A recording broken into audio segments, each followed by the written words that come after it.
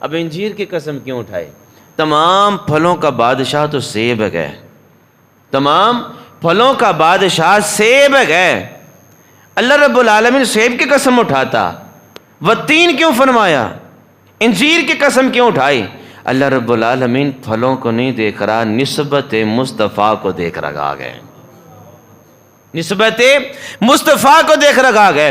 اب انجیر کی قسم میرے مالک نے اس لیے اٹھائی کہ حضور کو انجیر پسند کی بہت زیادہ تھی۔ گھاٹے کی باری آئی نا، اللہ رب العالمین نے ایک ہی قسم اٹھائی، ایک ہی قسم اٹھائی۔ رب نے فرمایا والعصر، اے پیارے محبوب آپ کے زمانے کی قسم، انسان نقصان کے اندر گئے، انسان گھاٹے کے اندر گئے۔ جب اللہ رب العالمین نے انسان کو خوبصورت بنانے کی بات کی تو رب العالمین نے 4 قسمیں اٹھائی ہیں، 4 قسمیں اٹھائی ہیں۔ گھاٹے کی بات آئی، نقصان کی بات آئی تو ایک ہی قسم اٹھائی، وہ بھی محبوب کے زمانے کی، کہ انسان گھاٹے کے اندر ہے۔ یا رسول اللہ پیارے محبوب آپ کے زمانے کی قسم، انسان گھاٹے کے اندر ہے۔ جب انسان کو خوبصورت بنانے کی باری آئی، انسان کو خوبصورت ڈھانچے میں سانچنے کی باری آئی تو اللہ رب العالمین نے 4 قسمیں اٹھائیں۔ رب العالمین فرماتا ہے والتین، رب فرماتا ہے والتین، انجیر کی قسم، انجیر کی قسم۔ اب انجیر کی قسم کیوں اٹھائی؟ تمام پھلوں کا بادشاہ تو سیب ہے، تمام پھلوں کا بادشاہ سیب ہے۔ اللہ رب العالمین سیب کی قسم اٹھاتا، والتین کیوں فرمایا؟ انجیر کی قسم کیوں اٹھائی؟ اللہ رب العالمین پھلوں کو نہیں دیکھ رہا، نسبت مصطفیٰ کو دیکھ رہا ہے، نسبت مصطفیٰ کو دیکھ رہا ہے۔ اب انجیر کی قسم میرے مالک نے اس لیے اٹھائی کہ حضور کو انجیر پسند کی بہت زیادہ تھی، حضور کو انجیر پسند کی بہت زیادہ تھی۔ جو چیز حضور کو پسند تھی اللہ رب العالمین نے حضور کی اس پسند کی قسم اٹھا کے فرمایا والتین، انجیر کی قسم۔ رب فرماتا ہے ہمیں پھلوں سے نہیں، ہمیں نسبت مصطفیٰ سے ہے، ہمیں نسبت مصطفیٰ سے ہے۔ جس چیز کی نسبت میرے یار سے ہو جائے گی، جس چیز کی نسبت میرے محبوب سے ہو جائے گی، وہ چیز کوئی ہو، کہیں ہو، ادنا ہو، اعلیٰ ہو، لیکن جب نسبت محبوب سے ہو جائے گی ادنا ہو، پھر بھی وہ اعلیٰ بن جائے گی، پھر بھی وہ اعلیٰ بن جائے گی۔ دوسری قسم اللہ رب العالمین نے ارشاد فرمائی والزیتون، زیتون کی قسم، زیتون کی قسم۔ روغنیات اور بھی بہت زیادہ تھے، بادام کا روغن بھی ہے، بڑے بڑے اعلیٰ روغن موجود ہیں، لیکن زیتون کی قسم میرے اللہ نے کیوں اٹھائی؟ اس لیے کہ زیتون کا تیل میرے محبوب کو پسند تھا، زیتون کا تیل جو ہے میرے محبوب کا پسند تھا۔ میرے محبوب کی پسند کا خیال کرتے ہوئے اللہ رب العالمین نے فرمایا پیارے محبوب تیل جو ہے زیتون وہ آپ کی نسبت رکھنے والا ہے، آپ کو وہ پسند ہے، اس لیے آپ کی پسند کی وجہ سے وہ زیتون فرما رہا ہوں کہ زیتون تیل کی قسم۔ آگے رب العالمین نے فرمایا وہ طور سینین، جس پہاڑ پر میرا کلیم چڑھ کر مجھ سے کلام کرنے کے لیے آیا، اس طور سینہ کی قسم، اس طور سینہ کی قسم۔ اب اگلی بات جو میں کرنے کے لیے جا رہا ہوں آپ مقام مصطفیٰ کو سمجھ جائیں گے، آپ کو پتہ چلے گا کہ بقیہ نبیوں کا مقام کیا تھا اور میرے محبوب علیہ الصلوۃ والسلام کا مقام کیا ہے۔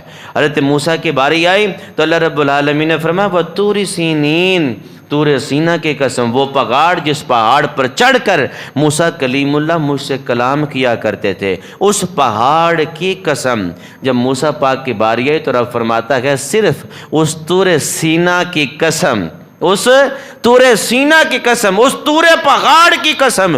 جب محبوب کی باری آئی رب العالمین نے شہر میں سے کسی ایک چیز کی قسم نہیں اٹھائی، بلکہ رب فرماتا ہے وَهَذَا الْبَلَدِ الْأَمِينَ، رب فرماتا ہے محبوب آپ کے شہر کی قسم۔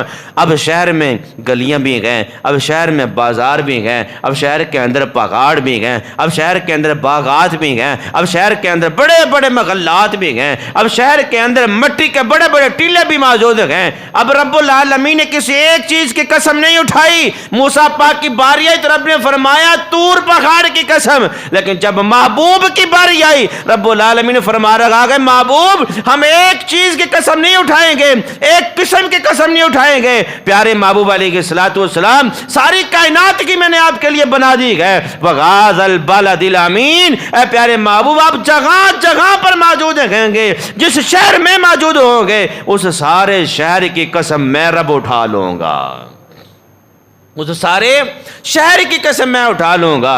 موسیٰ پاک کی بات آئے تو صرف ایک پہاڑ کی قسم اٹھائی جائے، اور محبوب کی بات آئے تو اللہ رب العالمین پورے شہر کی قسم اٹھا رکھا ہے۔ اب یہ چار قسمیں اٹھانے کے بعد اللہ رب العالمین انسان کی تعریف کر رکھا ہے، انسان کی بات کر رکھا ہے۔ رب العالمین نے فرمایا والتین، انجیر کی قسم، والزیتون، زیتون کی قسم، وطور سینین، طور سینہ پہاڑ کی قسم، وغاز البلد الامین، پیارے محبوب علیہ السلام کے شہر مکہ اور شہر مدینہ کی قسم۔ رب فرماتا کہ لقد خلقنا الانسان فی احسن تقویم، رب فرماتا کہ بے شک ہم نے انسان کو بہترین درجے میں پیدا فرما دیا گیا، بہترین درجے میں پیدا فرما دیا گیا۔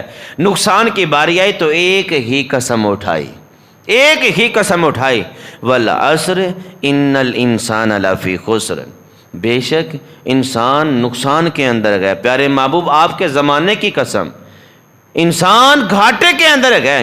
نقصان کی باری آئے تو رب ایک قسم اٹھاتا گئے، انسان کو خوبصورت بنانے کی باری آئے، انسان کو ایک بہترین ڈھانچے میں سانچنے کی باری آئے تو رب چار قسمیں اٹھاتا گئے۔ اب اللہ رب العالمین نے سوچ و بچار بھی عطا فرمائے، عقل و فہم بھی عطا فرمایا۔ اب کہ بندہ یہ کہے کہ ہم جو کر رہے ہیں رب کی مرضی سے کر رہے ہیں، رب العالمین نے گھاٹے کی بات کی تو ایک قسم اٹھائی ہے، اگر رب العالمین نے بندے کو بہترین بنانے کی بات کی ہے تو چار قسمیں اٹھائی گئے۔ چار قسمیں اٹھانے کے بعد بتایا لقد خلقنا الانسان فی احسن تقویم، میں نے انسان کو بہترین درجے میں پیدا کیا گیا۔ اب ہونا تو یہ چاہیے تھا نقصان والے کام کم ہوتے اور اچھے کام زیادہ ہوتے، اچھے کام زیادہ ہوتے، کیونکہ جب اچھائی کی باری ہے تو رب نے چار قسمیں اٹھا دی گئے، نقصان کی باری ہے تو رب نے ایک ہی قسم اٹھائی گئے۔ اب کوئی بندہ یہ اعتراض کرے کہ رب کی مرضی سے ہی ہم غلط کام کر رہے گئے، رب کی مرضی سے ہم اچھا ہی کام کر رہے گئے، ٹھیک ہے سب کچھ رب کی مرضی سے ہی ہوتا گئے،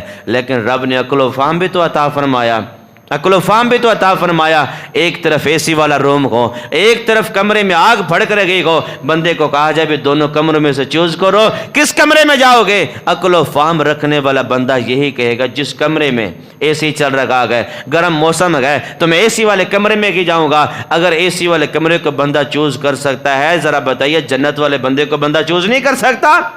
یہ پھر کم عقلی ہے۔ اگر دنیا کی بات آ جائے تو پھر ہم آسائش اور راحت والے کمرے کا انتخاب کرتے ہیں، اگر جنت کی آخرت کی بات آ جائے تو پھر ہم جنت کو بھول جاتے ہیں، صراط مستقیم کو بھول جاتے ہیں، رب کے فرمان کو بھول جاتے ہیں اور حضور کے فرمان کو بھول جاتے ہیں، مستی میں مست رہتے ہیں، پھر سوچتے ہیں کہ حضور رحمت للعالمین ہیں، کل قیامت کے دہاڑے حضور ہماری شفاعت کر کے جنت میں ساتھ لے جائیں گے۔ یاد رکھیے حضور شفاعت فرمائیں گے، لیکن اسی کی شفاعت فرمائیں گے جو حضور کا بھرم رکھ کر کل قیامت کے دیہاڑے میدان محشر میں پہنچے گا۔ آج یہاں پر حضور کے فرامین کو اپنا پزے پشت ڈالتا رہ گئے، حضور کے فرامین کا خیال بھی نہ ہو اور دل میں یہ نظریہ بٹھا کے بیٹھا ہو کہ کل قیامت کے دیہاڑے حضور ہماری شفاعت کرے کہ ہمیں ساتھ لے جائیں گے۔ حضور شفاعت ضرور کریں گے، لیکن اس کی کریں گے جس کے دل میں حضور کا حیا بھی موجود ہوگا اور جس کے دل میں حضور کی وفا بھی موجود ہوگی۔